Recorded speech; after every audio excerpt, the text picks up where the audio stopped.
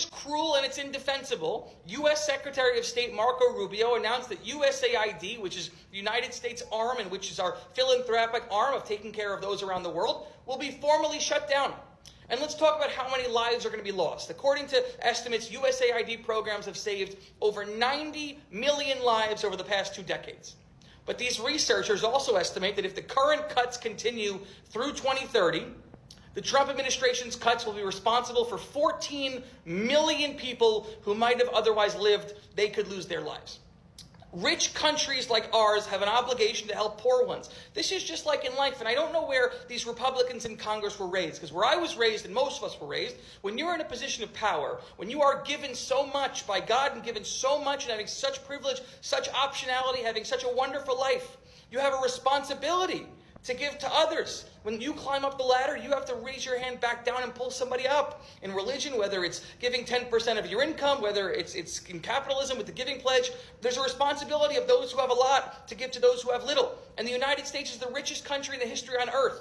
The United States is not broke because of USAID. The United States is broke because we don't let billionaires pay their fair share here. But I love this country. And for this country to turn its back on helping those most vulnerable, I don't recognize this country in this moment. And it's thanks to this presidential administration. Donald Trump gets shut down by federal judge Thomas Collins, whom he appointed to the bench. Donald Trump tried to file a federal lawsuit against all of the federal judges in Virginia because they did not agree or they needed more time to look over the case that the undocumented immigrants had filed. They asked for 2 more days to look over the case or something like that. And Donald Trump was like, oh no, we can't have that. And he filed a lawsuit against all of the federal judges. However, all of the judges in Virginia. However, we have one federal judge that he appointed to the bench, which was Thomas Collins, that stood up to him and shut him down and said, no, today is not the day. I'm going to make your day. And he shut Donald Trump down. Finally, we have someone that had the balls that it took to stand on principle and shut him down, even though he was appointed by Donald Trump. Because, see, this man realized and understands that he took an oath that means something to him. Donald Trump, doomsday is coming. Just wait and see.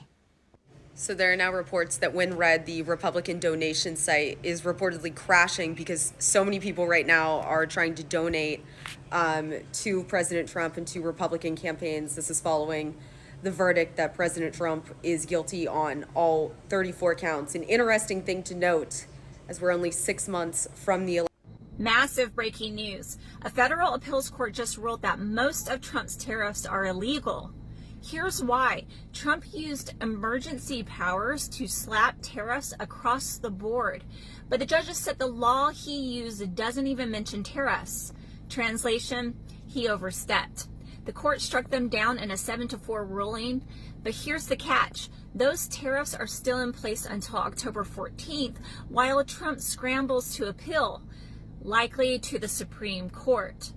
Not all tariffs were touched. Things like steel and aluminum duties still stand, but the bulk of Trump's Liberation Day trade war just got declared unlawful. And experts say if this holds, the government could owe importers billions in refunds. Trump's response, calling the judges partisan and fear-mongering about economic collapse. But the court was crystal clear. Congress never gave him this power. I'll be breaking this story down even further on my Patreon and Substack. Both links are in the bio.